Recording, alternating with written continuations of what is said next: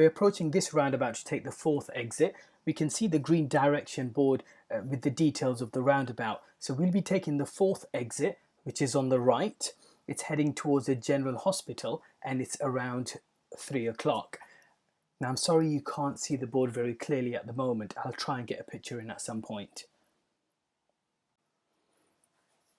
We have 3 lanes at the moment, and leading up to the roundabout there will be 4 lanes. So the lane on the left only turns left. The lane in the middle, which is marked straight ahead, will split into 2. So we will have 2 lanes that go straight ahead, and the lane on the right turns to the right of the roundabout. So that's the lane that we need. So we'll be changing into the right lane or moving into the right lane. Be sure to cancel the lane change signal and check your center right door mirror signal right leading up to the roundabout. The entrance to this roundabout is traffic light controlled, so when the lights do turn green, we don't have to worry about traffic coming from the right, so it's safe for us to enter the roundabout. When the lights turn green, we enter the roundabout, and I'll pause the video again so we can look at where the lanes split.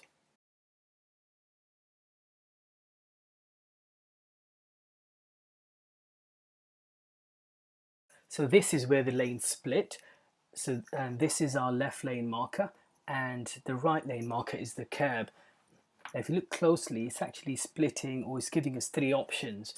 So right lane, middle lane, or the far left lane. So what we're going to do, this exit here is the 3rd exit. So the next exit is the exit that we need. So we'd stick to our left lane marker, which leads straight into this curb, and we'll find ourselves in the far left lane.